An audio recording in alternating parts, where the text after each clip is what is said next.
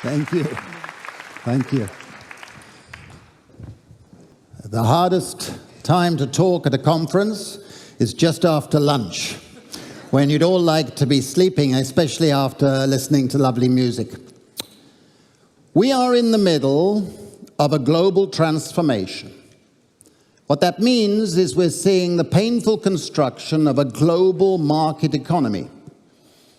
And in the past 30 years, neoliberalism has fashioned this system. Markets have been opened, and yet intellectual property rights have ensured that a tiny minority of people are receiving most of the income. And we've seen that the world's labor supply has quadrupled. What that means is an extra 2 billion people have become part of the global labor market. And that has put huge downward pressure on our wages in Europe and in the United States and Japan. And they won't rise in the foreseeable future. And underneath that growing inequality and growing insecurity, a new class structure has been taking shape in the world that we, intellectually, politically, and as citizens, must confront.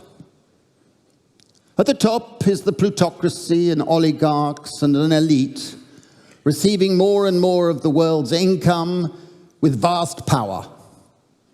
Underneath is a salariat, people with employment security and pensions and paid holidays and things like that, shrinking in numbers and worried about their sons and daughters. And then the old proletariat, the working class of the 20th century, which is shrinking everywhere. Underneath that is the precariat.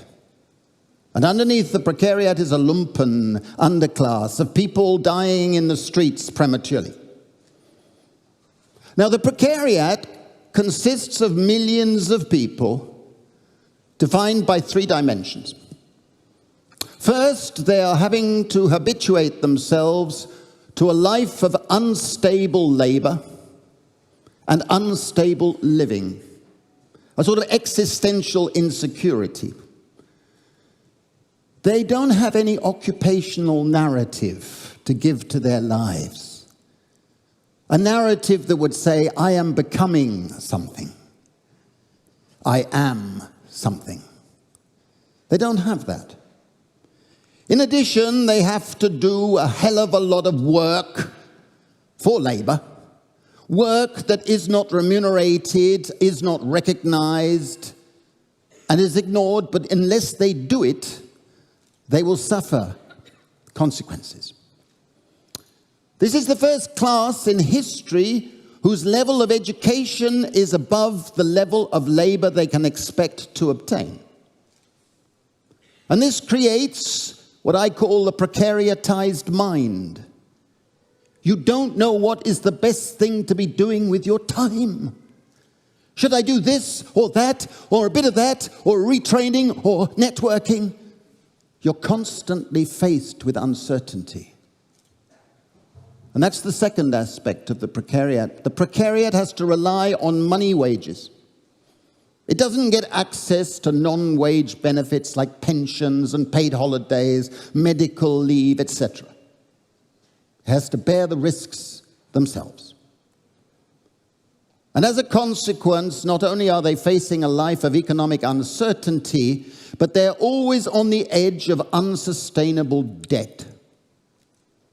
One mistake, one accident, one bad decision, they could be out in the streets. It's the reality of the precariat. And the third aspect is that this is the first emerging class in history that is systematically losing the great rights, civil rights, cultural rights, social rights, political rights. They don't see in the political spectrum parties or politicians that represent their interests and aspirations. And they're losing economic rights because they cannot practice and do what they're qualified to do. It's the reality of the precariat. But this is not an accident. It is desired by global capitalism, and it will not go away. The tragedy at the moment is the precariat is split into three factions. The first faction is what I call atavists. These are people who are looking backwards. Their parents or their communities used to have occupations of pride and status. Miners, dockers, steelworkers, car workers. But they don't have that. And they have a sense of relative deprivation of a lost past. This part of the precariat does not have a university education, and therefore they tend to listen to the neo-fascist populists, one after the other.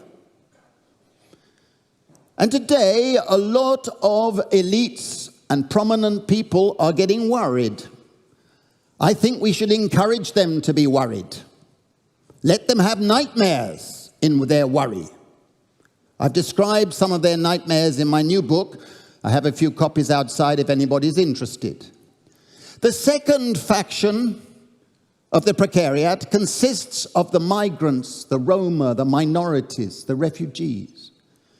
People I describe as nostalgics because they have no sense of home.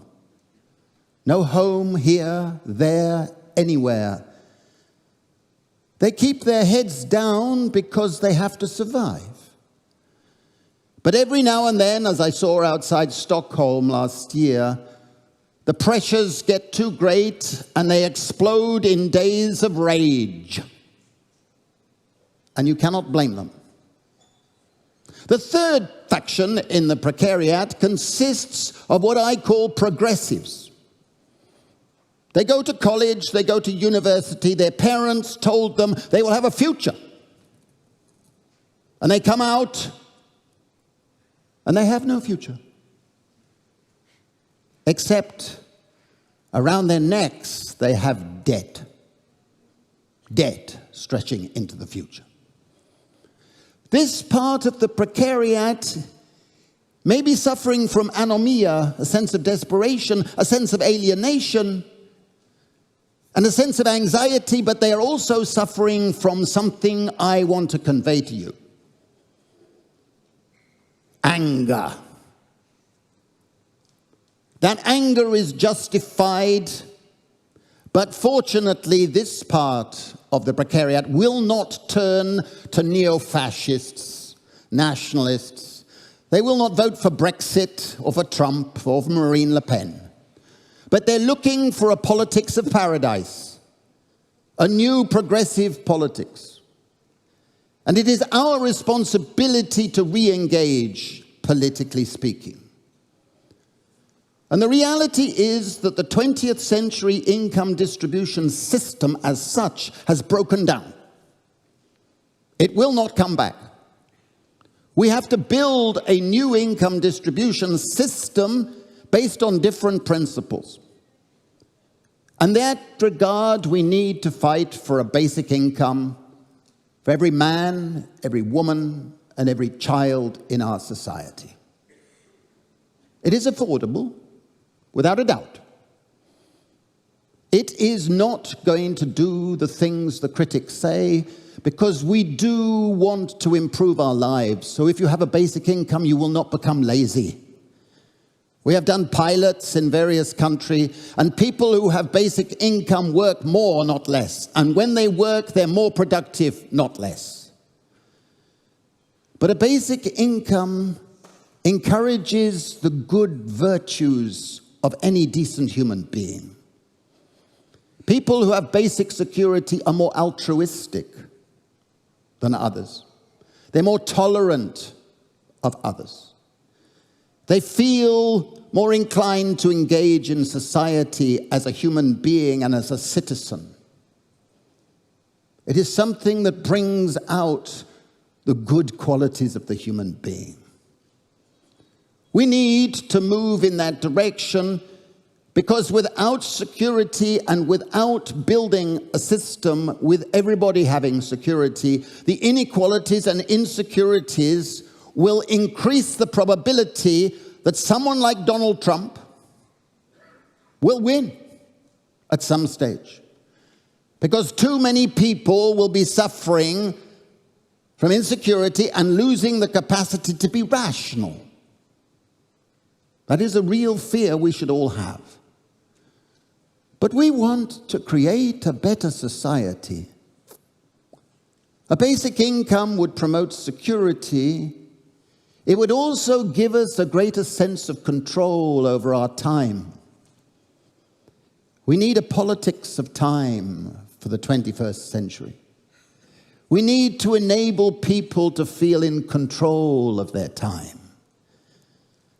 To have a slow time movement where you indulge not just in your labor, but in different forms of work, caring for your frail relatives or your children or your community. This sense of control of time is something that any good civilized society should want everybody to have. It's a question of empathy.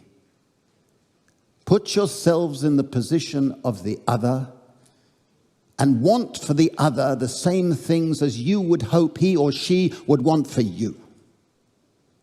That's where we are today in the 21st century, so that that little child, when he or she grows up, has the security we would all want him or she to have. But in addition, we need to take back the rental income from these plutocrats and oligarchs that are running the world and create the mechanisms that I describe in my book. Because it's feasible, it's not unduly radical, it's feasible as an evolutionary strategy. And creating a good society is what all of us should do, however tiny our contribution might be. Thank you very much for listening.